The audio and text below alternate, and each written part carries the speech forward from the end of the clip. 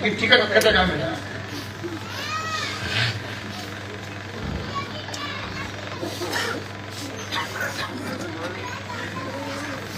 नया चाहने की चाहत में पुराना छूट जाता है, नया चाहने की चाहत में पुराना छूट जाता है। अगर मैं तुझे अपनाऊं तो मुझसे जमाना रूठ जाता है, अगर मैं तुझे अपनाऊं तो मुझसे जमाना रूठ जाता है। मोहब्बत मोहब्बत पढ़ने लिखने में बड़ी आसान है, मोहब्बत को निभाने में पसीना रूठ जाता है। आप लोगों ने मुझे 5 साल मौका दिया, मैं अवाम का शुक्रिया अदा करता हूँ। मैं भरपूर कोशिश किया कि अपने इलाके के लिए काम आ सकूं और मैंने उस कोशिश में हद्दुल इम्कान कामयाब होने का दावा भी कर सकता हूं, लेकिन मैं पूरी तरह से कुछ अधूरे काम रह गए थे। मैं चाह रहा था कि आने वाले दिनों में इंशाअल्लाह लोगों ने मौका दिया तो मैं इन कामों को पूरा करने का काम करूंगा, लेकिन हालात ऐसे आए क्योंकि हमारा नेता मैं इतना करीब था कि मुझे यकीन ही नहीं था कि मैं सपने में भी नहीं सोचा था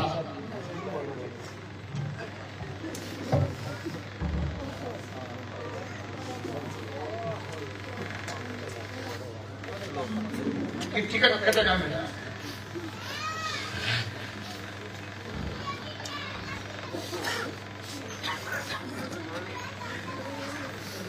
हमारे घर के लोग नाराज हो रहे थे, कह रहे थे कि ऐसा हो रहा है वैसा हो रहा है। हमको चूंकि एक ही चीज, मैं कह रहा था कि मैं चाहे खड़ा हूं, बहुत मजबूत आदमी है और उसने वादा किया है कि ऐसा किसी कीमत पे नहीं। तो मुझे चूंकि उम्मीद था, लेकिन जिसके लिए हम लोगों ने रात दिन एक किया, जिताने का काम किया, ऐसे ही लोग अगर खंजर घोंपने का काम करेंगे तो ये मैं सोचा भी नहीं था। मैं किसी का नाम लेना नहीं चाहता क्योंकि बहादुरगंज विधानसभा के लोगों ने जो मोहब्बत दिया, जो प्यार दिया, मैं मानता हूं कि कुछ लोग उसमें से नाराज भी थे, नाराजगी वजह था उनका, लेकिन मैं जो भी फैसला लिया उससे मैं आज बहुत खुश हूं, आज भी खुश हूं। मैं उससे कहीं इधर उधर नहीं हुआ हूं कि मैं कोई फैसला लिया तो गलत था। मैं आज भी अपने फैसले से खुश हूं और मैं ये दावे के साथ कह सकता हूं कि मैंने जो काम किया, चाहे वो निशंद्रा घाट का पुल हो, चाहे लोधावाड़ी का पुल हो, चाहे गुरुमरा का पुल हो, चाहे बहादुरगंज जरागा सड़क हो, और इस तरह अनगिनत जो छोटी बड़ी सड़कें हैं, छोटे बड़े पुल पुलिया है, सबको मैंने बनाने का काम करवाया। कुछ काम रह गए थे, मैं बता भी रहा था कि कुछ उंगलियों में गिना जा सकता है जो बहुत छूटे हुए काम थे।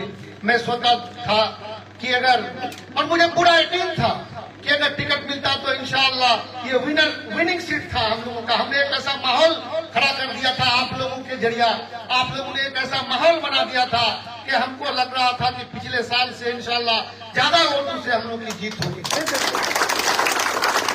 अब मैं मुतमईन था और हमारा जो सर्वे रिपोर्ट भी था जो बहुत बेहतर किया था। बार बार नेताजी कह रहा था कि 94% वाहिद शख्स है जिसका आपका रिपोर्ट आया है। तो आदमी कैसे सोच सकता है कि मेरा टिकट काट देगा, लेकिन टिकट हमारा कटा नहीं। लेकिन बार बार क्योंकि हमारा नेता होता अक्सर ये है कि जब आचार संहिता लगता है तो नेता लोग बहुत रिजर्व हो जाते हैं। क्योंकि पटना में आप जब जाइएगा और देखिएगा वहाँ लोग लोहे के गेट को तोड़ देता है। इस तरह के लोगों का भावना लेके पहुंचते हैं, हजारों लोग लेके पहुंचते हैं, तो ये लोग मिलना जुलना बंद कर देता है किसी से, उसी से मिलता है जिनको उनको टिकट देना रहता है। तो मैं बहुत कोशिश किया, जाकर के तब उनसे मिलने का मौका मिला। जब मैं नेताजी से मिला तो फपक करके रो रहे थे, मुझे भी रहा नहीं गया, जबकि मैं बहुत अपने आप को कंट्रोल करके रखा था, मुझे भी रहा नहीं गया। तो उन्होंने बताया कई सीटों के बारे में कि जहां कांग्रेस वालों ने इस तरह हमारे साथ किया। हम ये तब फिर अपना जो हमारे चाणक्य हैं संजय जी राजद के, उनको बुला के कि नहीं साहब का टिकट आपका पेपर लो और पेपर बनाओ, फ्रेंडली लड़ेंगे हम। फिर तो लंबी देर तक बातचीत चली, लेकिन हालात, नेताजी ने कहा कि मुझे गठबंधन तोड़ना पड़ेगा, मैं तोड़ दूंगा, लेकिन ये लोग और बर्दाश्त नहीं करूंगा। ये लोग हर जगह उसी तरह का अरंगा लगा रहा है, बदमाशी कर रहा है, पूरे बिहार में जहां जहां मेरा विनिंग सीट था डिस्टर्ब करने का काम कर रहा है। मैं इसी वाकों में था, लेकिन इधर से घर से फोन गया भाई लोगों का, सारे लोगों का, कि मुनासिब शायद अब नहीं होगा, लेट हो चुका है, मुनासिब नहीं होगा, छोड़ दीजिए तो बेहतर होगा। फिर नेताजी का 2 बजे फोन आया, मैंने उनको मना कर दिया। फिर वो भी बोले कि बहुत दिक्कत हो रहा है, नहीं साहब अगर मैं दे रहा हूं तो कांग्रेस वाले ने ये कहा। आप चूंकि लंबी देर तक बड़े बड़े कांग्रेस के पदाधिकारियों से बात हुई, उनका कहना था कि आप अगर टिकट दे देते हैं बहादुरगंज में तो ठाकुरगंज मैं अपना कैंडिडेट दूंगा, कोचाधामन में कैंडिडेट दे दूंगा, जो कि मैं मेरा हर जगह कैंडिडेट रेडी है। तो फिर दूसरा नौबत यह आती कि गठबंधन तोड़ देना पड़ता। मैंने उनको मना कर दिया कि सर छोड़ दीजिए, मैं नहीं लड़ूंगा।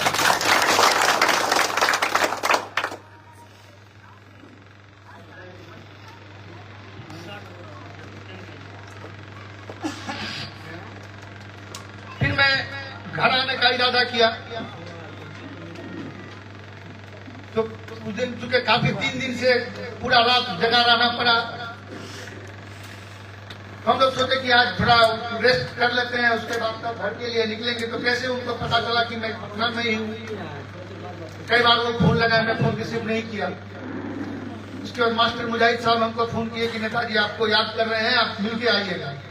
हम कहे कि नहीं, हम और नहीं मिलेंगे किसी से, हम निकल रहे हैं। तो बोले कि नहीं अब बुला रहे हैं, मिल लीजिए आप, बेहतर होगा। फिर वहाँ किशनगंज के कुछ राजद के आदमी थे, उन लोगों ने भी फोन किया कि नेताजी आपसे मिलना चाहते हैं, आप मिल लीजिए एक बार कम से कम। फिर कारी सोहेब साहब आए कि अंजार में मिलने में क्या जाता है, चलो एक बार मिल लीजिए। मैंने कहा भाई ये चीज अगर हमको पहले बता देते तेजस्वी जी, जब ये गठबंधन में आ गया था तो उनका कहना था कि हम किसी कीमत में सीट नहीं छोड़ेंगे। अगर सीट आ जाता हमको पहले वो इशारा कर देते कि आप भाई दूसरी तरफ देख लीजिए, हम लोग का सीट नहीं हो रहा है। मैं इस बात से तकलीफ था उनसे। हमको ये बात थी कि टिकट देंगे नहीं देंगे ये अलग मैटर था। पहले तो ये बोले कि टिकट हम लोग कोशिश करेंगे आपको देंगे, उनको विड्रॉ करवाएगा, अगर नहीं होगा तो हम लोग गठबंधन तोड़ देंगे। लेकिन स्थिति विकट परिस्थिति में हम लोग देखे कि हालात, चूंकि बहादुरगंज सीट का मसला नहीं था, पूरे बिहार का चुनाव का मसला था। गठबंधन बहुत मजबूती से चुनाव लड़ रही थी, लेकिन कुछ सीटों पर इख्तलाफात थे। फिर कारी सोहेब साहब जब मेरे पास आए कि नहीं अंजार भाई मिल लीजिए, तो मेरे साथ मुखिया गुड्डू भाई भी थे। गुड्डू भाई हम तो मिलना नहीं चाह रहे थे, लेकिन गुड्डू भाई कहते थे कि नहीं जब बुला रहे हैं तो चलिए मिल लेते हैं। कारी साहब बोले कि चलिए हम चलते हैं, साथ में मिल लीजिए। गए वहां, उनसे मुलाकात हुई, बातचीत हुई।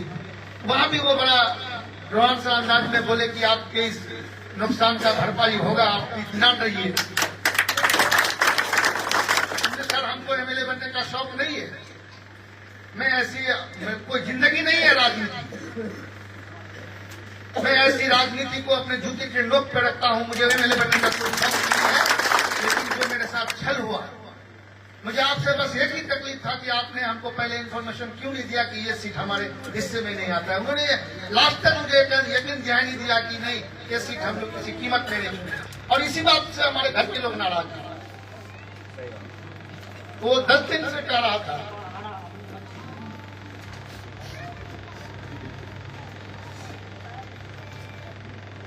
मैं इन्हीं लोगों को एक ही चीज कह रहा था कि जहां मैं हूं, और बहुत मजबूत आदमी है, और वो जब कह रहा है तो मुझे उन पर यकीन रखना होगा।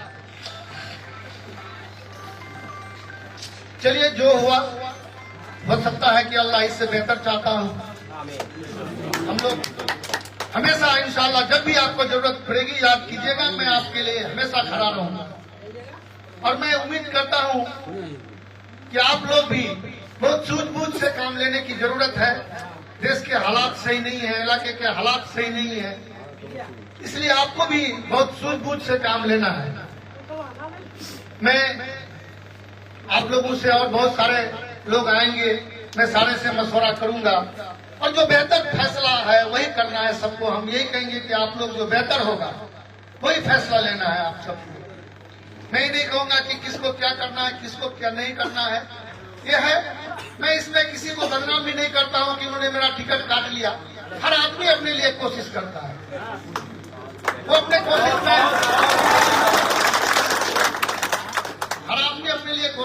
है वो अपने कोशिश में कामयाब हो गया, मैं उसके लिए उनको बधाई देता हूँ। चलिए ठीक है, मैं भी अपने लिए भी कोशिश कर रहा था, मैं नहीं कर पाया, चलिए इसका मुझे अफसोस रहेगा। लेकिन आने वाले दिनों में मुझे अपने इलाके सिर्फ जाति मुफाद के लिए नहीं, अपने इलाके के लिए सोचना है कि मेरा इलाका बेहतर कैसे रहेगा। हमारे इलाके में जो सुख और शांति आया था बहुत मुश्किल के बाद, हम समझते हैं कि जो हमने हजारों ऐसे मामला जो भाई भाई में लड़ाई का था, गांव गांव में जो लड़ रहे थे, हम लोग बैठ के सुलझाने का काम किया अपने भाइयों की तरह। मैं कभी एमएलए नहीं समझा अपने आप को, एक भाई की तरह मैंने उनको मिलवाने का काम किया। मैं चाह रहा था कि कुछ लोग केस करना चाह रहे थे, उसको रोक करके चाहे थाने को बोल करके हो, एसपी को बोल करके हो, अपराधिकारियों को बोल करके हो, रोकने का काम किया कि भाई लड़े नहीं आपस में, इन लोगों का मामला को सॉर्ट आउट करने का काम किया हम लोगों ने। बहुत सारे ऐसे मामले थे, पहले भी आपने देखा होगा कि किस तरह के मामला होते थे इलाके में। कुछ दलाल लोग थे जो इलाके को चला रहे थे, हम लोग ने उस चुंगल से आजादी दिलाई और हम चाहते हैं कि ये चीज बरकरार रहे। और ये आपके बगैर मुमकिन नहीं है, ये आप ही कर सकते हैं। आप अगर चाह लेंगे तो इंशाल्लाह हमारे इलाके के लिए बेहतर होगा। नहीं हुआ चलिए कोई बात नहीं है, इंशाल्लाह हम लोग हमेशा आपके साथ खड़े रहेंगे और रात के 12 बजे भी आप अगर याद कीजिएगा तो इंशाल्लाह हम आपके लिए आपको ये बंदा खड़ा मिलेगा। इस 5 साल में हो सकता है कि बहुत लोगों को तकलीफ भी हुई होगी हमसे, मैं ऐसे लोगों से माफी भी चाहूंगा कि आप लोग माफ करें और आगे बढ़ें और इंशाल्लाह अपने इलाके के लिए बेहतर सोच रखें और सोचें। चुनाव के दौरान चूंकि चुनाव होना था, आचार संहिता भी नहीं लगा था, हम लोग चुनाव मैदान में भी थे, हर तरह की तैयारी थी हम लोगों की, हम लोग सारा कुछ कर करके आगे बढ़ रहे थे। तो हम लोग घबराए नहीं हैं और आपको भी नहीं घबराना है। आपको भी इसी मजबूती के साथ अपने इलाके के लिए जो सोच लेकर के हम लोग चले थे और इंशाअल्लाह इसमें हम लोग कामयाब होंगे और आने वाले दिन में और बेहतर होगा। और ऐसे लोगों को सबक भी सिखाना है जो राजनीति को गलत दिशा में लेकर चलने का काम करते हैं, तो हम लोग ऐसे नहीं होने देंगे और हम लोग उम्मीद रखते हैं कि आप लोगों का फैसला जो होगा, मैं मेरा सर आंखों पर उससे कबूल करूंगा, मैं इसको हर तरह से इसको कबूल करूंगा। आप लोग जैसा मशवरा देंगे मैं आपके साथ साना बसाना मिलाकर, कदम से कदम मिलाकर चलने का काम करूंगा। आप लोगों का जो फैसला होगा वो सरखम तस्लीम होगा।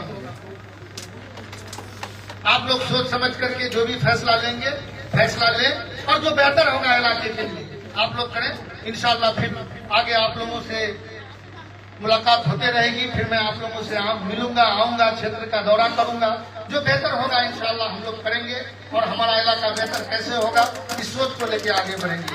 यही कहते हुए मैं अपनी बात को खत्म करता हूँ और मैं आपका शुक्रिया अदा करता हूँ कि आप लोगों ने इस विकट परिस्थिति में, इस दुख की घड़ी में आप साथ रहे, इसके लिए आप सबका बहुत बहुत शुक्रिया और बहुत बहुत धन्यवाद। इसी के साथ मैं अपनी बात को खत्म करता हूँ। शुक्रिया।